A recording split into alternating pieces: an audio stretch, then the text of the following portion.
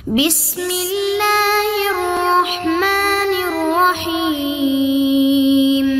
بسم اللہ الرحمن الرحیم والصلاة والسلام علی اشرف الانبیاء والمرسلین اما بعد۔ عزیز طلباء کرام، ان ویڈیوز کے اندر ہم رسالۃ الامام ابی داود رحمہ اللہ الی اہل مکہ فی وصف سننہ کو پڑھ رہے ہیں۔ امام ابو داود رحمہ اللہ نے یہ رسالہ چونکہ اپنی کتاب کے منہج کے بیان کے لیے لکھا ہے، تو اسی لیے ہم نے کتاب سے پہلے اس کو پڑھنا شروع کیا۔ عمل اس لیے کہ آج کے سبق کی طرف بڑھیں، سابقہ سبق کا جو خلاصہ ہے وہ دیکھ لیتے ہیں تاکہ دونوں اسباق کا آپس میں ربط قائم رہے۔ پچھلے سبق کے اندر ہم نے اس رسالہ کے مختلف نام جانے تھے اور اس کے ساتھ ہم نے نسخہ کی تعیین کی تھی کہ ہم محمد بن عبد العزیز الہاشمی کا جو نسخہ ہے اس کو پڑھ رہے ہیں، اور اسی کے ساتھ روات کا جو مختصر تعارف تھا کہ شیخ عبد الغنی المقدسی رحمہ اللہ نے، جو کہ راوی ہیں یا جنہوں نے اس کو آگے منتقل کیا امت تک، تو ان کو مصنف تک جو واسطے تھے ان کے سند کے، ان کا جو تعارف تھا اس کو پڑھا ہے، اور اس کے ساتھ اہل مکہ کے مطالبے پر یہ رسالہ تحریر کیا گیا ہے، یہ وجہ تالیف تھی اس رسالہ کی، اس کو معلوم کیا، اور منہج کے جو نکات تھے اس کے اندر ہم نے یہ جانا کہ جب ایک باب کی متعدد صحیح روایات امام ابو داود رحمہ اللہ کو ملتی ہیں تو اس میں وہ علو سند کو وجہ ترجیح بناتے ہیں، اور اس کے ساتھ یہ کہ امام ابو داود رحمہ اللہ نے اختصار اور منفعت میں آسانی کی بنیاد پر روایات کو کم تعداد میں نقل کیا ہے۔ یہ چند پوائنٹس تھے جن کے تحت ہم نے بات کی تھی پچھلے سبق کے اندر۔ آج کا جو ہمارا سبق ہے اس کے عناوین آپ کے سامنے رکھ دیتا ہوں۔ سب سے پہلے اسلوب بیان کا تذکرہ ہوگا کہ امام ابو داود رحمہ اللہ نے کیا اسلوب اختیار کیا ہے سنن کے اندر، اور اس کے ساتھ مرسل روایت اور ائمہ کا اس سے کیا تعامل رہا، اس کی بابت امام ابو داود رحمہ اللہ نے اس رسالہ میں بات کی ہے۔ اور تیسرا پوائنٹ یہ ہے کہ کتاب میں ضعیف روایات کیا موجود ہیں یا نہیں ہیں، اس کے متعلق بات کریں گے۔ اور چوتھا، امام ابو داود رحمہ اللہ نے اپنی سنن کا جو موازنہ کیا ہے دیگر کتب سے، اس کو ہم جانیں گے، اور آخر میں معمول کے مطابق جو درس کا خلاصہ ہوگا وہ آپ کے سامنے رکھا جائے گا۔ باقاعدہ طور پہ آج کا سبق شروع کرتے ہیں۔ سب سے پہلے آپ کے سامنے عبارت کو یہاں اسکرین پہ لے آتا ہوں، اس کے بعد انشاءاللہ پھر اس عبارت کا ترجمہ اور اس کے اندر جو نکات موجود ہیں اس پہ بات کریں گے۔ آج کا سبق ہمارا شروع ہوگا وَإِذَا أَعَدْتُ الْحَدِيثَ فِي الْبَابِ مِنْ وَجْهَيْنِ وَثَلَاثَةٍ، یہاں سے، اور اس کے بعد صفحہ نمبر 32 پہ جو عبارت موجود ہے اس کو پڑھا جائے گا، صفحہ نمبر 33 پہ اور صفحہ نمبر 34 پہ ہماری آج کے سبق کی عبارت موجود ہے۔ تو آئیے ایک کے بعد دیگرے اس عبارت کے مضامین کو بھی پڑھتے ہیں اور عبارت کا ترجمہ بھی کرتے ہیں۔ عبارت کی ابتدا ہوتی ہے وَإِذَا أَعَدْتُ الْحَدِيثَ فِي الْبَابِ مِنْ وَجْهَيْنِ وَثَلَاثَةٍ، اگر میں باب کے اندر ایک روایت کو 2 یا 3 طرق سے لاتا ہوں، اسناد سے لاتا ہوں، تو اس کی وجہ کیا ہوگی؟ فَإِنَّمَا هُوَ مِنْ زِيَادَةِ كَلَامٍ فِيهِ، تو اس کی وجہ یہ ہوگی کہ اس میں کوئی اضافی کلام پایا جاتا ہوگا۔ وَرُبَّمَا فِيهِ كَلِمَةٌ زَائِدَةٌ عَلَى الْأَحَادِيثِ، اور یہ بھی ممکن ہے کہ ایک آدھ کلمہ جو ہے وہ اس روایت کے اندر اضافی ہو جس کو میں لے کر آیا ہوں۔ تو اس سے معلوم ہوا کہ ایک سے زائد سند جب امام ابو داود رحمہ اللہ ایک باب کے اندر روایت کی لے کر آتے ہیں تو اس سے کوئی اضافی فائدہ مراد ہوتا ہے، چاہے وہ اس کے اندر کوئی اضافی معنی اور مفہوم حاصل ہو رہا ہو یا کوئی اضافی کلمہ اس کے اندر موجود ہو جس کی وجہ سے امام ابو داود رحمہ اللہ اس کو لے کر آ رہے ہیں۔ اس کے بعد وہ اختصار کے حوالے سے بات کرتے ہیں کہ امام ابو داود رحمہ اللہ نے اپنی کتاب کے اندر کئی جگہوں پر حدیث کو مختصراً بھی نقل کیا ہے، یعنی اس میں طویل حدیث تھی، کوئی ٹکڑا اس کا ذکر کر دیا، تقطیع اس کے اندر انہوں نے کی ہے۔ اس کی وجہ کیا ہے؟ اس کی وجہ بھی یہاں ذکر کی گئی ہے۔ میں وجہ بیان کرنے کے بعد پھر آپ کے سامنے امام ابو داود رحمہ اللہ کی السنن سے کچھ مثالیں بھی لے کر آؤں گا۔ وَرُبَّمَا اخْتَصَرْتُ الْحَدِيثَ الطَّوِيلَ، اور بعض اوقات میں نے حدیث طویل کو مختصر بھی کیا ہے۔ کیوں؟ لِأَنِّي لَوْ كَتَبْتُهُ بِطُولِهِ، اس لیے کہ اگر میں اس کو پورا لکھتا یا لمبی حدیث کو نقل کرتا، لم يعلم بعض من سمعه المراد منه، تو بعض سننے والے اس روایت کو وہ نہ جان سکتے، نہ علم حاصل کر سکتے اس سے، ولا يفهم موضع الفقه منه، اور ان کو سمجھ نہ آتی کہ جو سمجھنے کی جگہ ہے یا جو معنی ادا کرنے کا مقام ہے وہ کہاں ہے۔ فاختصرته لذلك، تو اس لیے میں نے اختصار سے کام لیا روایت کو نقل کرنے میں، یعنی خلاصہ یہ ہوا کہ فہم میں سہولت کی غرض سے بعض جگہ امام ابو داؤد رحمہ اللہ حدیث کا کچھ حصہ ذکر کرتے ہیں، یعنی اختصاراً اس کو نقل کرتے ہیں، تقطیع عبارت کرتے ہیں۔ اس کی کچھ مثالیں آپ کے سامنے رکھتا ہوں۔ یہ باب ترک الوضوء من مس المیتہ ہے کہ مردار کو چھونے سے وضو نہیں ٹوٹتا، وضو نہیں لازم آتا۔ تو آپ اس کو دیکھیے کہ رسول اللہ صلی اللہ علیہ وسلم کی جو روایت سیدنا جابر رضی اللہ عنہ سے مروی ہے یہاں پر، وہ مکمل طور پہ امام ابو داؤد رحمہ اللہ نے نقل نہیں کی۔ دیکھیے فمر بجدی اسک میت فتناوله فاخذ باذنه ثم قال ایکم یحب ان هذا له وساق الحدیث، یعنی اس سے آگے کی جو روایت تھی اس کو بیان نہیں کیا اور اس کی جگہ لکھ دیا وساق الحدیث، کہ اس حدیث سے آگے بھی موجود ہے، آگے بھی انہوں نے بیان کیا ہے۔ اب یہاں اختصار کیوں کیا گیا ہے؟ اختصار اس لیے کیا گیا ہے کہ موضع الفقہ جو ہے وہ یہاں پر اسی عبارت کے اندر پایا جاتا ہے، فَتَنَاوَلَهُ فَأَخَذَ بِأُذُنِهِ، تو اس سے پتہ چلا کہ رسول اللہ صلی اللہ علیہ وسلم نے اس کو ہاتھ میں پکڑا، اور اس کے بعد چونکہ آپ نے وضو نہیں فرمایا تو اس سے معلوم ہوا کہ وضو مردار کے چھونے سے لازم نہیں آتا۔ ایک اور مثال دیکھیے، یہ وضو کے باب کے اندر مثال موجود ہے کہ رأيت علي رضي الله عنه أتي بكرسي فقعد عليه ثم أتي بكور من ماء فغسل يديه ثلاثا ثم تمضمض مع الاستنشاق بماء واحد وذكر الحديث۔ اب یہاں پر بھی آگے روایت کے اور کلمات بھی موجود ہیں جو عبد خیر نے نقل کی ہے، اور آگے طویل روایت ہے سیدنا علی رضی اللہ عنہ کی، لیکن چونکہ اس باب کی دوسری جو روایات تھیں وہ اس کو مکمل طور پہ نقل کر رہی تھیں، اور جو موضع الفقہ ہے یہاں پر اس کو امام ابو داؤد رحمہ اللہ نے نقل کر دیا ہے۔ تو ان مثالوں سے آپ نے جان لیا کہ امام ابو داؤد رحمہ اللہ نے اپنی سنن کے اندر کئی مقامات پر اختصار کیا ہے، اور اختصار کی وجہ بھی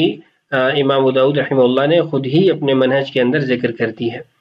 اس کے بعد ہے وَأَمَّا الْمَرَاسِيلُ فَقَدْ كَانَ يَحْتَجُّ بِهَا الْعُلَمَاءُ فِي مَا مَضَى۔ جہاں تک مراسیل کی بات ہے تو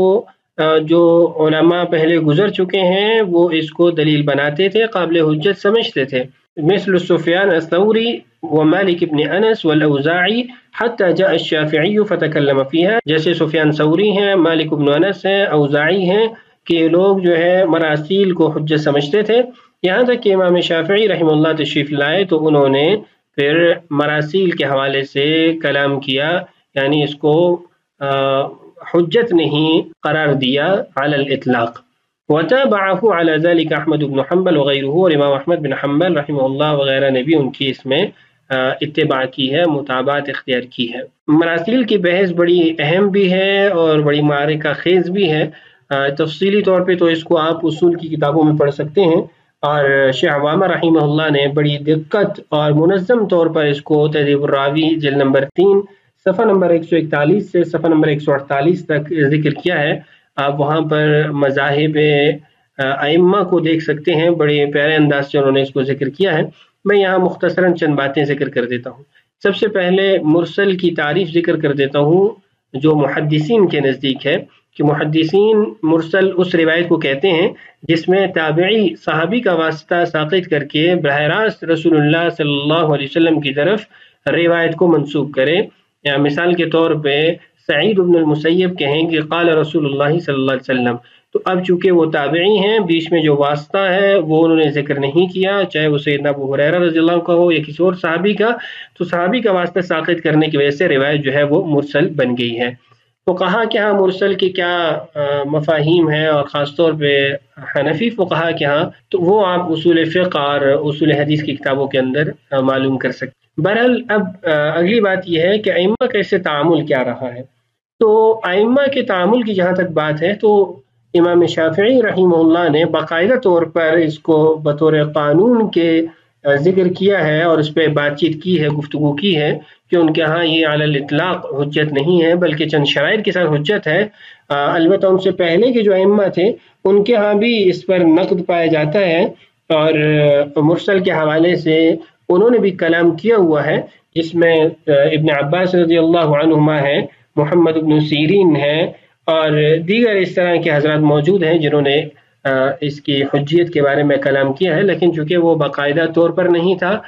قواعد و ضوابط کے اعتبار سے نہیں تھا، تو اس لیے یہاں اس کو نقل نہیں کیا گیا۔ اب اس کے بعد اگلی بات یہ ہے کہ کیا امام شافعی رحمہ اللہ کا مسلک یہی ہے کہ علی الاطلاق وہ مرسل کو ناقابل حجت قرار دیتے ہیں؟ ایسے امام احمد بن حنبل کا مسلک کیا ہے اور دیگر فقہا کا مسلک کیا ہے؟ تو آپ کے سامنے میں ایک اختصار اس کا ذکر کر دیتا ہوں، جس کو تیسیر مصطلح الحدیث کے اندر شیخ محمود الطحان نے نقل کیا ہے، اسی سے بات واضح ہو جائے گی۔ یہ دیکھیے، وہ فرماتے ہیں مجمل اقوال العلماء فی المرسل ثلاثة اقوال، تین عام طور پہ مذاہب جو ہے وہ ذکر کیے جاتے ہیں حدیث مرسل کے بارے میں۔ ایک جو ہے اس کے مطابق ضعیف مردود ہے حدیث مرسل، اور یہ عند جمہور المحدثین وکثیر من اصحاب الاصول والفقہاء، ان کے ہاں یہ ضعیف اور مردود ہے۔ وجہ کیا وہ نیچے موجود ہے۔ اور دوسرا ہے صحیح یحتج بہ، کہ مرسل روایت صحیح ہیں اور ان سے حجت قائم کی جا سکتی ہے، اور یہ وہذا عند الائمۃ الثلاثہ ابی حنیفہ و مالک و احمد فی المشہور عنہ، امام ابو حنیفہ اور امام مالک کے ہاں تو یہ واضح سی بات ہے۔ البتہ امام احمد رحمہ اللہ ان کی دو روایات ہیں جو مشہور روایت ہے، اس کے مطابق وہ امام ابو حنیفہ اور امام مالک کے ساتھ ہیں۔ وطائفہ من العلماء بشرط ان يكون المرسل ثقة ولا يرسل الا عن ثقة، یہ شرائط ہیں امام ابو حنیفہ، امام مالک اور امام احمد کے ہاں کہ جو روایت کو مرسل نقل کر رہا ہے وہ بھی ثقہ ہونا چاہیے، اور جس سے مرسل نقل کر رہا ہے وہ بھی ثقہ ہونا چاہیے۔ امام شافعی رحمہ اللہ کا مسلک کیا ہے تو وہ آپ کے سامنے اسکرین پر موجود ہے۔ ان کے ہاں چند شرائط ہیں، جن میں سے تین تو بنیادی شرائط ہیں، اور چوتھی جو شرط ہے اس میں اختیار ہے، یعنی چار شرائط ہیں، ان میں سے کوئی بھی شرط اگر ان تین شرائط کے ساتھ پائی جائے تو ان کے ہاں بھی جو حدیث مرسل ہے وہ مقبول ہے۔ آپ کے سامنے اسکرین پر وہ تمام شرائط موجود ہیں، دیکھیے یکون المرسل من کبار التابعین وَإِذَا سَمَّى مَنْ أَرْسَلَ عَنْهُ سَمَّى ثِقَةً، جب ان سے کہا جائے کہ بھئی کس سے ارسال کیا تو ثقہ کا نام ہی بولیں، یعنی ثقہ کا ہی بتائیں۔ وَإِذَا شَارَكَهُ الْحُفَّاظُ الْمَأْمُونُونَ لَمْ يُخَالِفُوهُ، اور جب اسی روایت کے اندر مرسل نقل کرنے والے کے مشارکت اختیار کر لیں حفاظ مامونون، یعنی حفاظ بھی اسی روایت کو نقل کریں، لم یخالفوہ، تو وہ ان کی مخالفت نہ کریں اس میں بلکہ ان کی موافقت کریں، یعنی ای ان الراوی المرسل ضابط تام الضبط بحیث اذا شارکہ الرواة یوافقونہ علی روایتہ، کہ دیگر جو حفاظ ہیں وہ اس کی روایت کی موافقت اختیار کریں، مخالفت نہ کریں۔ یہ تین بنیادی شرائط ہیں۔ اس کے بعد آگے چار شرائط ہیں، جن میں سے ایک شرط کا ہونا ضروری ہے، جس میں ہے کہ یروی الحدیث من وجہ آخر مسندن، یا تو یہ روایت کہیں اور مسندن بھی نقل کی گئی ہو، او یروی من وجہ آخر مرسلن، یا پھر یہی روایت کہیں اور بھی مرسلن منقول ہے لیکن اس ارسال کرنے والے کے جو راوی ہیں وہ اس ارسال کرنے والے یعنی پہلے کے طرح نہ ہو، پہلے والے نہ ہو، اس کے علاوہ ہو، یا پھر یہ بھی نہیں ہے تو ان یوافق قول صحابی، کسی صحابی کے قول کی موافقت ہو جائے، اور اگر یہ بھی نہ ہو تو او یفتی بمقتضاہ اکثر اہل العلم، کہ اس کے مقتضا کے مطابق اکثر اہل علم کا فتویٰ موجود ہو۔ تو ان شرائط کے ساتھ، جس میں تین بنیادی ہیں اور باقی چار میں سے کوئی ایک بھی پائی جائے، تو امام شافعی رحم اللہ کے نزدیک بھی مرسل حجت ہے، اس سے دلیل قائم کی جا سکتی ہے۔ فَإِن لَمْ يَكُنْ مُسْنَدٌ ضِدَّ الْمَرَاسِيلِ، اگر کوئی مسند روایت مراسیل کے مقابلے میں نہ ہو، وَلَمْ يُوجَدْ الْمُسْنَدُ، اور مسند روایت پائی ہی نہ جاتی ہو، فَالْمُرْسَلُ يُحْتَجُّ بِهِ، تو مرسل روایت کو دلیل بنایا جا سکتا ہے، البتہ وَلَيْسَ هُوَ مِثْلَ الْمُتَّصِلِ فِي الْقُوَّةِ، وہ قوت کے اندر متصل کی طرح نہیں ہوگی۔ اس سے مراد یہ ہے کہ مرسل روایت اس کو دلیل اس وقت بنایا جائے گا جب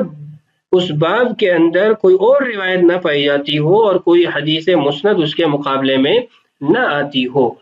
یہ امام ابو داؤد رحمہ اللہ نے اپنا مسلک مرسل کے حوالے سے نقل کیا ہے۔ باقی جو ائمہ کے مذاہب تھے، جو اقوال تھے، وہ آپ کے سامنے اس سے پہلے رکھے جا چکے ہیں۔ تو آج کی اس ویڈیو میں ہم یہاں تک پڑھ لیتے ہیں، بقیہ مباحث کو اگلی ویڈیو میں پڑھ لیں گے۔ آج کے سبق کا خلاصہ یہ ہے کہ ایک سے زائد سند امام ابو داؤد رحمہ اللہ ایک باب میں جب لاتے ہیں تو کسی اضافی فائدہ کی وجہ سے لاتے ہیں۔ دوسرا یہ کہ فہم میں سہولت کی غرض سے بعض جگہ حدیث کا کچھ حصہ ذکر کرتے ہیں، یعنی اختصار سے کام لیتے ہیں۔ اور تیسرا جو ہم نے پوائنٹ پڑھا ہے وہ یہ کہ سلف کا مراسیل سے کیا تعامل رہا، اور امام شافعی رحمہ اللہ نے جو اس سے اختلاف کیا ہے اس کی نوعیت کیا ہے۔ اور چوتھا ہم نے یہ پڑھا کہ مرسل روایت کو حجت بنایا جا سکتا ہے اگر اس معنی کے لیے مسند روایت موجود نہ ہو یا کوئی مسند روایت اس کے معنی کے خلاف نہ پائی جاتی ہو تو ایسی صورت میں مرسل روایت کو حجت بنایا جا سکتا ہے۔ آج کے سبق کا سوال یہ ہے کہ مراسیل کے بارے میں جو تفصیلات آپ کو بتائی گئی ہیں ان کو ذکر کریں۔ اگلے سبق میں انشاءاللہ ہم منہج کا بقیہ حصہ پڑھیں گے۔ اللہ تعالی ہم سب کا حامی و ناصر ہو۔ السلام علیکم ورحمۃ اللہ وبرکاتہ۔